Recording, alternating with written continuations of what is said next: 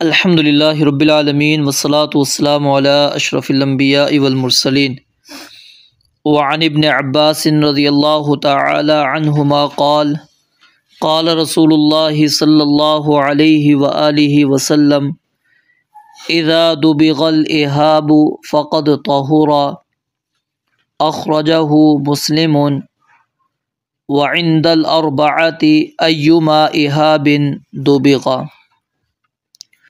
سیدنا عبداللہ بن عباس رضی اللہ تعالی عنہما سے روایت ہے، قال بیان فرماتے ہیں، قال رسول اللہ صلی اللہ علیہ وآلہ وسلم، رسول اللہ صلی اللہ علیہ وآلہ وسلم نے ارشاد فرمایا، اذا جب دوبغا دباغت دی جائے، رنگا جائے، اذا جب دوبغا رنگا جائے، دباغت دی جائے، الإهاب کچے چمڑے کو، الإهاب کچے چمڑے کو، فقد پس یقیناً طہورا وہ پاک ہو جاتا ہے، اخرجہ مسلم اس روایت کو امام مسلم رحمۃ اللہ علیہ نے نکالا ہے، وعند الاربعۃ اور سنن اربعہ میں یہ الفاظ ہیں، ایما إهاب دبغ، ایما جون سا، إهاب چمڑا، ایما إهاب جون سا چمڑا بھی، دبغ رنگا جائے۔ دوبارہ دیکھیں روایت، وعن ابن عباس رضی اللہ تعالی عنہما سیدنا عبداللہ ابن عباس رضی اللہ تعالی عنہما سے روایت ہے، فرماتے ہیں، قال رسول اللہ صلی اللہ علیہ وآلہ وسلم، رسول اللہ صلی اللہ علیہ وسلم نے فرمایا، اذا جب دوبغا دباغت دیا جائے، جب رنگا جائے، الإهاب چمڑے کو، کچے چمڑے کو، فقد پس یقیناً طہورا وہ پاک ہو گیا، اخرجہ مسلم اس روایت کو امام مسلم رحمۃ اللہ علیہ نے نکالا ہے، وعند الاربعۃ اور سنن اربعہ میں روایت کے الفاظ کیا ہیں، ایما إهاب، ادھر کیا ہے، اذا دبغ الإهاب، ادھر کیا ہے، ایما إهاب جون سے بھی چمڑے کو دوبغا رنگا جائے تو کیا ہے، فقط طہور یعنی وہ پاک ہو جائے گا۔ اگلی روایت دیکھیں، وعن سلمۃ بن المحبقی اور محبقی، با پر زبر بھی پڑھ سکتے ہیں اور زیر بھی، لیکن مشہور زبر ہے، ٹھیک ہے۔ وعن سلمۃ بن المحبقی رضی اللہ تعالی عنہ قال قال رسول اللہ صلی اللہ علیہ وآلہ وسلم، دباغ جلود المیتۃ طہورها، صححہ ابن حبان۔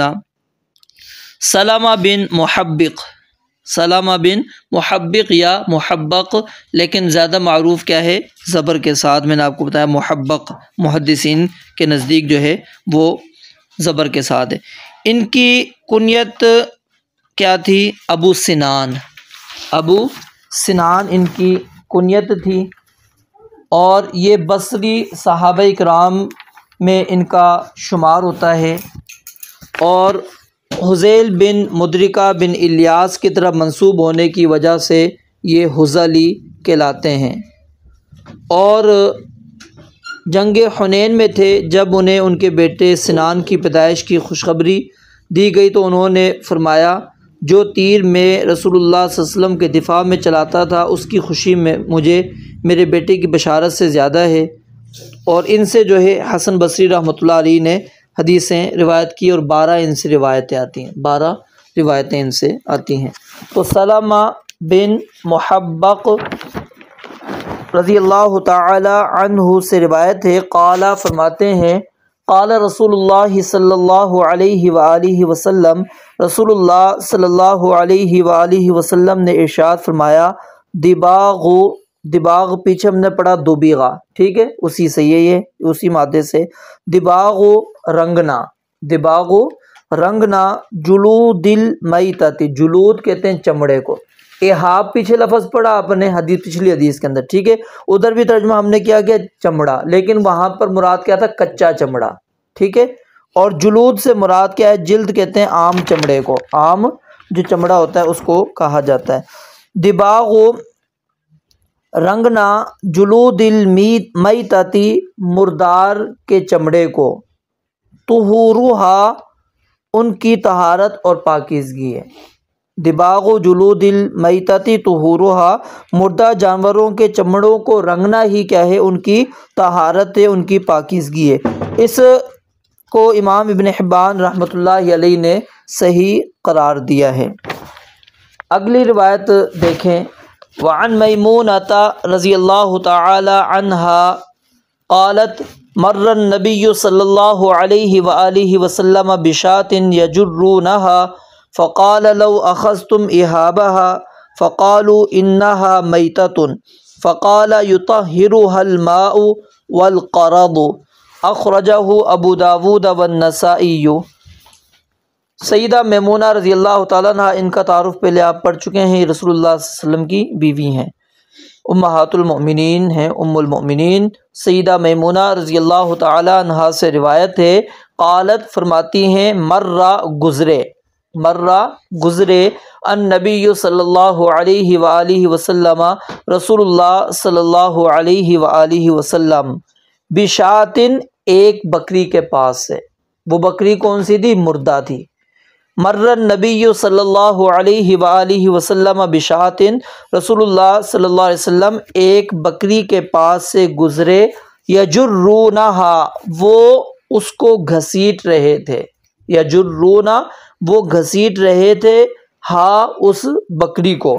فقال تو آپ علیہ الصلوۃ والسلام نے فرمایا، لو اگر، کاش، اخذتم تم لے لو، اخذتم تم لے لو، اہابہا اس کے چمڑے کو، مطلب کیا تھا کہ کاش کہ تم اس کی کھال کو اتار لیتے، لو اخذتم اہابہا کاش کہ تم اس کے چمڑے کو لے لیتے، اس کی کھال کو اتار لیتے۔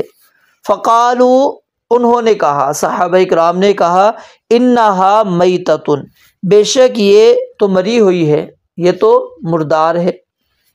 فقال آپ علیہ الصلوۃ والسلام نے فرمایا، یطہرھا اس کو پاک کر دے گا، یطہرھا اس کو پاک کر دے گا، الماء پانی، الماء پانی، والقرض اور یہ کیکر کے مانند، ایک جس طرح کیکر کا درخت ہوتا ہے نا، اس طرح کا ایک وہ پودا ہوتا ہے، درخت ہوتا ہے، ٹھیک ہے، وہ خاص طور پر اسی لیے بنایا گیا اور اسی لیے ہے پیدا کیا، مطلب یہ درخت اسی لیے ہے کہ اس سے چمڑوں کو رنگا جاتا ہے، ان سے غلاظت وغیرہ دور کی جاتی ہے اور اس کے اوپر کانٹے وغیرہ ہوتے ہیں، تو عرب کے اندر مشہور یہی تھا قرض۔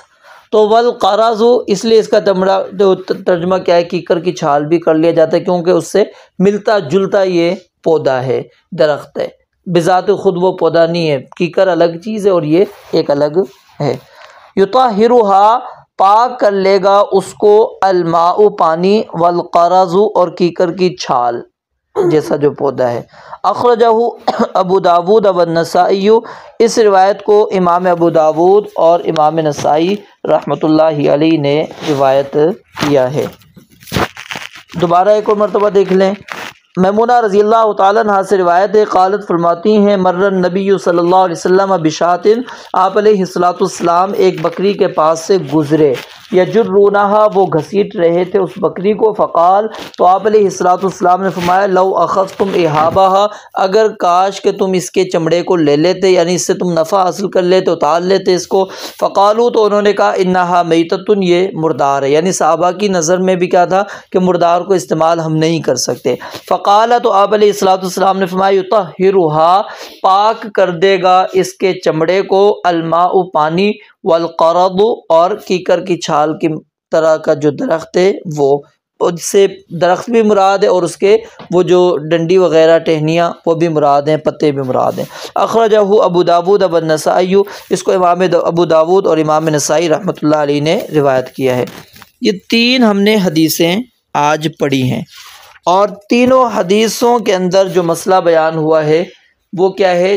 چمڑوں کو پاک کرنا، کیونکہ برتن بھی کس کے بنائے جاتے ہیں؟ ظاہر چمڑوں کے بھی بنائے جاتے ہیں، مشکیزیں جو بنائے جاتے تھے جن کے اندر پانی رکھا جاتا تھا، تو وہ کس سے بنایا جاتا تھا؟ چمڑے سے۔ اس لیے ان احادیث کا جو تعلق ہے وہ ابواب الآنیہ کے ساتھ اسی لیے ہے کیونکہ ظاہر ہے آپ نے ان برتنوں کے اندر جو چمڑے وغیرہ کے آپ برتن وغیرہ بنا لیں گے، مشکیزیں وغیرہ بنا لیں گے، اس کے اندر آپ نے کیا ہے پانی وغیرہ رکھنا ہے، پھر اس پانی کو آپ نے استعمال بھی کرنا ہے، ٹھیک ہے، اس سے آپ نے طہارت وغیرہ بھی حاصل کرنی ہے۔ تو کیا وہ رکھ سکتے ہیں یا نہیں رکھ سکتے؟ کیا وہ نجس ہے، حرام ہے، کیا چیزیں ان کے احکامات کیا ہیں؟ تو اس چیز کو واضح کرنے کے لیے امام ابن حجر رحمۃ اللہ علیہ نے ان روایات کو نقل کیا ہے۔ جو 3 روایات ہم نے پڑھی ہیں نا، ان تینوں روایات کو پہلے ایک ایک کر کے سمجھیں، پھر میں مسئلہ سمجھاؤں گا جو آپ کو کلیئر سمجھ میں آئے گا۔ غور کریں حدیث پر۔ پہلی جو روایت ہے اس کے اندر کے الفاظ کیا ہے کہ جس بھی چمڑے اذا دبغ اللحاب فقد طہرا، کہ جب بھی چمڑے کو دباغت دے دی جائے گی، اس کو رنگ دیا جائے گا، یعنی اس کی کھال کو صاف کر دیا جائے گا، جو کھال کو محفوظ کرنے والا یعنی کہ مسالہ ہے اس کے اوپر آپ نے لگایا، کھال کو محفوظ کر لیا، اب اس کھال میں سے کسی قسم کی کوئی بو وغیرہ نہیں آ رہی، تو نبی علیہ الصلوۃ والسلام نے فرمایا اذا دبغ اللحاب، جب بھی چمڑے کو دباغت دے دی جائے گی، اس کو رنگ دیا جائے گا، تو فقد طہورا، وہ کیا ہو جائے گا؟ یقیناً پاک ہو گیا۔ یعنی کہ اس حدیث کے ان الفاظ سے کیا بات سمجھ میں آئی کہ چمڑے کو اگر ہم نے استعمال کرنا ہے، کھال کو ہم نے استعمال کرنا ہے، تو اس کو کیا کرنا پڑے گا؟ دباغت دینی پڑے گی، اس کو ہم نے اس کی بو وغیرہ کو جو علائش وغیرہ اس کے اوپر لگی ہوئی ہیں اس کو ہم نے کیا کرنا ہے؟ ختم کرنا ہے، صاف کرنا ہے، تاکہ وہ قابل استعمال ہو سکیں۔ اس روایت کے الفاظ سے یہ ثابت ہوئی۔ جو اگلی اسی روایت کے اندر جو سنن اربعہ کی روایت کے الفاظ ہیں، اس میں کیا؟ ایما، ایما یہ کون سا حرف ہے؟ اس کو کہتے ہیں حرف شرط، اس کو کیا کہتے ہیں؟ حرف شرط۔ اور حرف شرط جب نکیرہ پر داخل ہوتا ہے نا، نکیرہ پر، احابن آگے نکیرہ ہے، یعنی چمڑا، کچا چمڑا، اب کون سا چمڑا؟ اونٹ کا، گائے کا، بکری کا، بھینس کا، کس کا؟ کچھ بھی نہیں ہے، وضاحت یہاں پر نہیں ہے۔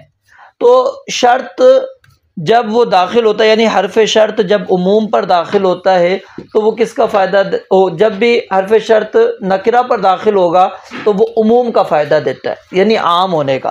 تو ان الفاظ سے یہ سمجھ میں آتی ہے کہ چمڑا کسی کا بھی ہو جائے، وہ آپ حلال جانور کا ہو، حرام جانور کا ہو، جس کو کھاتے ہو یا نہ کھاتے ہو، کتے کا ہو، خنزیر کا ہو، بلی کا ہو، شیر کا ہو جائے، چیتے کا ہو جائے، گیدڑ کا ہو جائے، لومڑی، کسی کا بھی ہو جائے، اس حدیث کے الفاظ سے یہ ظاہری طور پر سمجھ میں آ رہا ہے کہ ایما احابن دوبغا، کہ جس بھی چمڑے کو آپ نے اس کو صاف کر لیا، اس کو رنگ دیا، مسالہ لگا کر اس کی بو وغیرہ آپ نے ختم کر لی، تو یقیناً وہ کیا ہے؟ قابل استعمال ہے۔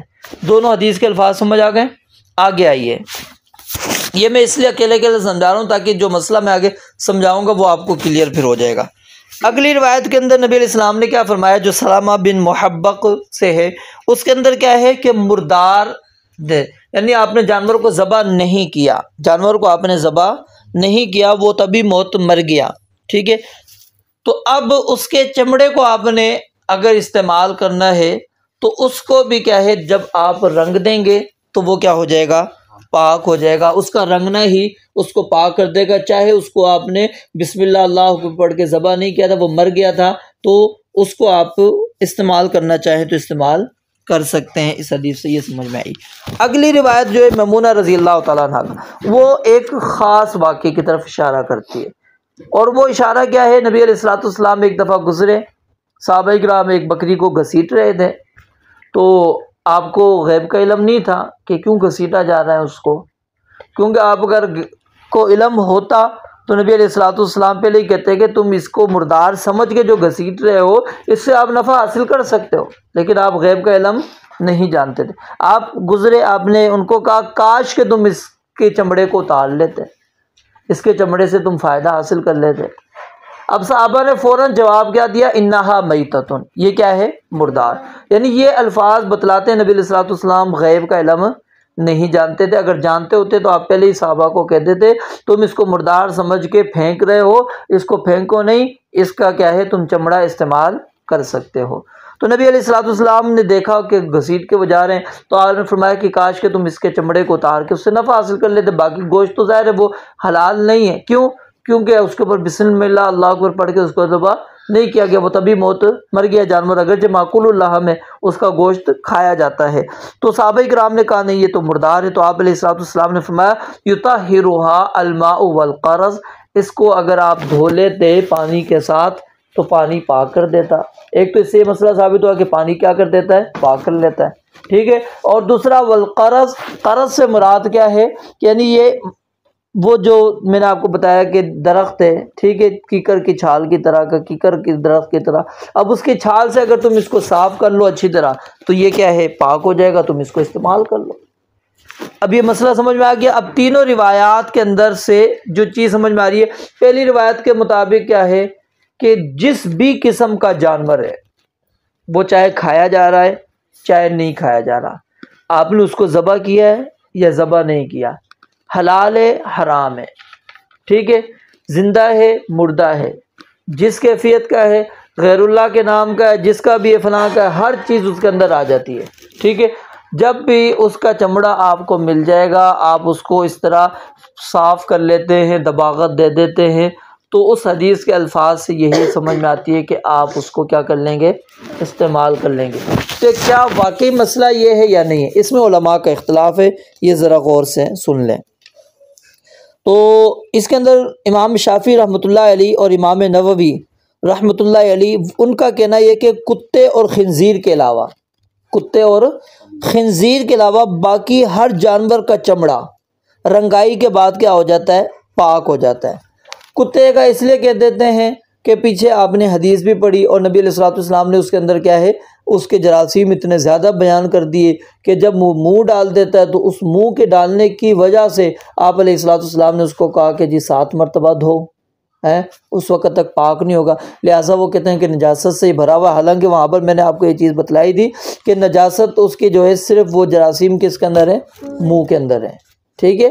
باقی جسم میں علماء کا اختلاف تو پایا جاتا ہے، لیکن وہاں پر ایک مسئلہ یہ بتلایا تھا کہ نہیں، اس کا اگر جسم وغیرہ لگ جاتا ہے تو اس کو اس طرح پاک 7 مرتبہ ضرورت نہیں ہے، کیونکہ ادر الفاظ بھی حدیث کے یہ تھے کہ جب وہ کتا منہ مارے گا، کتا منہ مارے گا. باقی آپ نے نہیں کہا کہ اس کا جسم بھی لگ جائے گا تو اس چیز کو آپ نے اس طرح پاک کرنا ہے. تو امام شافعی اور امام نووی ان کا کہنا کیا ہے؟ کتے اور خنزیر. خنزیر کا کیا اللہ رب العالمین نے حرام کر دیا، ولحم الخنزیر، خنزیر کا گوشت کیا ہے؟ حرام ہے. تو کہتے ہیں اس وجہ سے اس کے علاوہ باقی جتنے جانور ہیں، اس کے علاوہ باقی جتنے جانور، اب جتنے جانور میں کیا ہے؟ شیر بھی آ گیا، چیتا بھی آ گیا، گیدڑ بھی آ گیا. اب یہ کیا ہے؟ یہ بھی حرام ہے. یہ بھی کیا ہے؟ حرام ہے، ان کو کھایا نہیں جا رہا. ٹھیک ہے. یعنی معقول اللحم ہے یا غیر معقول اللحم ہے، گوشت ان کا کھایا جا رہا ہے یا نہیں کھایا جا رہا. صرف 2 انہوں نے استثناء کیے، ایک کتا اور ایک خنزیر. ٹھیک ہے. اس کے علاوہ باقی کہتے ہیں ہر جانور کی کھال کو اگر آپ رنگائی کر دیتے ہیں تو رنگائی کے بعد اس کو آپ استعمال کر سکتے ہیں، کیونکہ وہ پاک ہو جاتا ہے. اور امام ابو حنیفہ رحمۃ اللہ علیہ، ان کا موقف کیا ہے؟ وہ کہتے ہیں کہ خنزیر کے علاوہ سب جانور، پیچھے کیا تھا؟ کتا اور خنزیر 2 تھے، انہوں نے صرف خنزیر کو نکالا، باقی کتے کا بھی انہوں نے کہا پاک ہو جاتا ہے. ٹھیک ہے. خنزیر کے علاوہ کہتے ہیں سب جانوروں کا چمڑا کیا ہو جاتا ہے؟ پاک ہو جاتا ہے.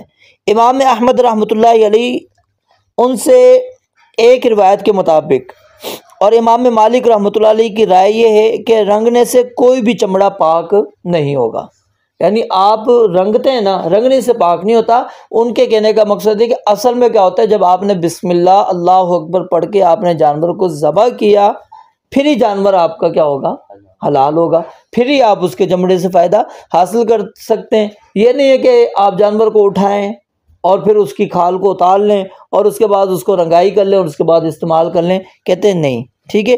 یہ کس کا موقف ہے؟ ایک قول امام احمد رحمۃ اللہ علیہ کا اور ایک امام مالک رحمۃ اللہ علیہ کی رائے کیا ہے؟ رنگنے سے کوئی بھی چمڑا پاک نہیں ہوتا. اس کے بعد پھر ہے امام اوزاعی اور امام ابن مبارک رحمۃ اللہ علیہ. ان کا موقف یہ ہے کہ جن جانوروں کا گوشت کھایا جاتا ہے ان کا چمڑا رنگنے سے پاک ہو جاتا ہے، جن کا گوشت کھایا جاتا ہے صرف ان کا چمڑا رنگنے سے پاک ہو جاتا ہے، اور جن کا گوشت نہیں کھایا جاتا کہتے ہیں ان کا چمڑا پاک نہیں ہوتا۔ پھر اسی طرح امام داود اور اہل ظاہر، ان کا موقف یہ ہے کہ چمڑا چاہے کتے کا ہو خنزیر کا ہو، حدیث کے عموم کی وجہ سے وہ کہتے ہیں ہر جانور کا چمڑا پاک ہو جاتا ہے۔ اور امام شوکانی رحمۃ اللہ علیہ نے، امام ابن حزم رحمۃ اللہ علیہ، امام صنعانی اور علامہ عبد الرحمن مبارک پوری رحمۃ اللہ علیہ نے اسی رائے کو زیادہ راجح قرار دیا ہے کہ ایما اہاب، وہ چمڑا کسی بھی جانور کا ہو، حلال ہے کھانا اس کا یا حرام ہے کھانا، ٹھیک ہے، جب آپ نے اس کے چمڑے کو دباغت دے دیا، رنگائی کر لیا، تو وہ کیا ہے، پاک ہو جاتا ہے، وہ پاک ہو جاتا ہے۔ لیکن میں نے آپ کو مختلف علماء کے اس کے اندر موقف بیان کر دیے، کچھ کتے اور خنزیر کے علاوہ باقیوں کو حلال، مطلب باقیوں کا کہتے ہیں پاک ہو جاتا ہے، اور امام ابو حنیفہ کہتے ہیں صرف کتے کا۔ پھر آگے آپ کو بتایا کہ جن کا گوشت کھایا جاتا ہے صرف ان کا وہ کہتے ہیں، جن کا نہیں کھایا جاتا وہ نہیں پاک ہو سکتے، ٹھیک ہے۔ تو اقرب الی الصواب جو سمجھ میں آتی ہے حدیث کے عموم سے بھی، حدیث کے عموم سے بھی، کیونکہ اللہ رب العالمین نے قرآن مجید کے اندر کیا بات بیان فرمائی ہے کہ تم پر حرمت علیکم المیتۃ والدم ولحم الخنزیر، ولحم الخنزیر، خنزیر کا گوشت اللہ نے کہا ہے، اللہ نے باقی چیزیں اس کی بیان نہیں کی، اگر ہوتی تو اس کو بیان کرنا کیا تھا، انتہائی اہم تھا، ضروری تھا، ٹھیک ہے، کہ آپ جی اس کی کھال بھی نہیں اٹھا سکتے، جیسے نبی علیہ الصلوۃ والسلام سے کیا نام ہے چربی کے متعلق پوچھا گیا، آپ نے منع کر دیا تھا، ٹھیک ہے۔ تو اب کیا ہے، جس کی وضاحتیں آ گئیں حدیث کے اندر وہ تو چیز کلیئر ہے، تو اس لیے حدیث کے عموم کو مد نظر رکھتے ہوئے زیادہ راجح موقف یہی ہے کہ آپ کسی بھی قسم کے چمڑے کو جب اس کو رنگائی کر دیں گے تو پاک ہو جائے گا۔ اب پھر سوال یہ ہوتا ہے کہ ذہن اگر بندے کا مطمئن نہ ہو، وہ کہے کہ جی 4 قسم کی رائے ہیں ادھر بڑے بڑے علماء ہیں، تو اب کیا کریں، تو پھر اس کے اندر کیا ہے، آپ ان کا موقف لے سکتے ہیں جو امام اوزاعی رحمۃ اللہ علیہ وغیرہ کا میں نے آپ کے سامنے بیان کیا ہے کہ صرف جو جن جانوروں کا گوشت کھایا جاتا ہے پھر ان کی کھال استعمال کر لیں، ٹھیک ہے، باقیوں کی استعمال آپ نہ کریں، احتیاط والے میں جاتے ہیں، لیکن کیا ہے آپ کر سکتے ہیں، کوئی مسئلہ نہیں ہے۔ اور جہاں تک تعلق ہے نا، یہ روایت جو میمونہ رضی اللہ تعالیٰ عنہ کی ہم نے پڑھی، میمونہ رضی اللہ تعالیٰ عنہ، یہ ایک خاص واقعے کی طرف اشارہ کرتی ہے۔ یہ کس کی طرف اشارہ کر رہی ہے؟ خاص۔ اب کچھ علماء اس حدیث کو پہلی حدیث کے ساتھ ملاتے ہیں، کس حدیث کے ساتھ؟ پہلی حدیث کے ساتھ، کہ اذا دبغ الاحاب فقد طہر، اس کے ساتھ اس حدیث کو ملاتے ہیں کہ جس بھی چمڑے کو رنگ دیا جائے گا وہ پاک ہوگا، کون سا چمڑا؟ وہ حلال جانور کا ہو، ٹھیک ہے، وہ کس کا ہو؟ حلال جانور کا۔ وہ واقعہ اس حدیث کے ساتھ ملا دیتے ہیں کہ نبی علیہ الصلوۃ والسلام نے کہا تھا کہ یہ تو مردار ہے، باقی چیزیں تو آپ نے اس کے استعمال کی اجازت نہیں دی، آپ نے صرف کیا کہا، اس کے چمڑے کو اتار کر تم استعمال کر لیتے، ٹھیک ہے۔ تو اس حدیث کو اس کے ساتھ ملا کر کہتے ہیں کہ جہاں عموم تھا اس نے اس حدیث کو خاص کر دیا۔ ہم یہ کہتے ہیں کہ ایک عموم ہے، اور عموم میں سے پھر کسی ایک فرد کو آپ ذکر کر دیتے ہیں، عموم کے ہی ایک فرد کو آپ ذکر کر دیتے تو وہ خاص نہیں ہو جاتا، ٹھیک ہے، وہ عموم سے باہر نہیں نکلتا۔ وہ ایک ہوتا ہے کہ مثال ہے آپ کو کوئی چیز سمجھانی ہو تو مثال جو دی جاتی ہے وہ ایک ہی چیز دی جاتی ہے نا، یہ تو نہیں ہے کہ اسی کے اوپر فٹ آ رہی ہوتی ہے، باقی چیزوں پر نہیں آتی، صرف کیا ہوتا ہے، مقصود ہوتا ہے کہ سمجھ میں چیز آ جائے، وہ ایک چیز بیان کر دی جاتی ہے تاکہ ذہن کلیئر ہو جائے کہ اچھا جی اس کے متعلق ہے۔ تو جو بھی جانور ہے، ٹھیک ہے، اس کے جانور کی چمڑی کو اتار کر آپ اس کو رنگائی کر لیتے ہیں، اس کو صاف کر لیتے ہیں، تو اس کے بعد اس کو استعمال کیا جا سکتا ہے، وہ پاک ہو جائے گا۔ اور جو دوسری حدیث تھی اس کے اندر کیا تھا، اس کو رنگنا ہی اس کو پاک کرنا ہے، یعنی مزید اس کو پاک کرنے کی ضرورت نہیں۔ تو اب اس کے اندر ایک اور اختلاف ہے. اب جو کہتے ہیں کہ امام مالک رحمۃ اللہ علیہ نا ان کا یہ موقف ہے، وہ کہتے ہیں کہ ٹھیک ہے جانور کو چلو چمڑا تو پاک ہو جائے گا، جیسا کہ پیچھے میں نے آپ کو ان کا بتایا کہ کیا کلی طور پر وہ چمڑا پاک ہوتا ہے یا نہیں ہوتا. تو انہوں نے کہا چمڑا پاک ہوتا ہی نہیں ہے، چمڑا پاک نہیں ہوتا، یعنی ظاہری طور پر اور باطنی طور پر پاک نہیں ہوتا. ان کے نزدیک یہ ہے کہ آپ خشک چیز اس کے اندر اگر ڈالنا چاہتے ہیں تو ڈال سکتے ہیں، جیسے گندم شندم آپ ڈال دیتے ہیں، چاول ڈال لیتے ہیں جو خشک ایٹم ہے. وہ کہتے ہیں اگر آپ نے استعمال کرنا ہے اس چمڑے کے اندر آپ استعمال کر سکتے ہیں. لیکن اگر آپ نے تر چیز کوئی ڈالنی ہے، گھی وغیرہ ڈالنا ہے، آپ نے پانی وغیرہ استعمال کرنا ہے یا کوئی ایسی چیز جو گیلی ہو جاتی ہو، ٹھیک ہے، جو چمڑے کے ساتھ لگ جائے، تو کہتے ہیں نہیں استعمال کر سکتے. کیوں کہ وہ کہتے ہیں کہ رنگنے سے پاک ہی نہیں ہوتا. لیکن ان کا یہ موقف درست نہیں ہے، کیونکہ حدیث کے اندر واضح الفاظ آ گئے ہیں کہ جب بھی کچے چمڑے کو رنگ دیا جائے گا تو فقط طہورا، نبی علیہ السلام نے کیا فرمایا کہ وہ کیا ہو گیا؟ پاک ہو گیا. جب وہ پاک ہو گیا تو اب آپ اس کو استعمال کر سکتے ہیں. اس کے اندر آپ کوئی چیز رکھتے ہیں تو وہ چیز نجس نہیں ہوگی، وہ چیز کیا ہے؟ پاک ہی رہے گی، اس کو بعد میں استعمال کیا جا سکتا ہے. اللہ رب العالمین سے دعا ہے رب العالمین سمجھنے عمل کرنے کی توفیق عطا فرمائے. وآخر دعوانا الحمدللہ.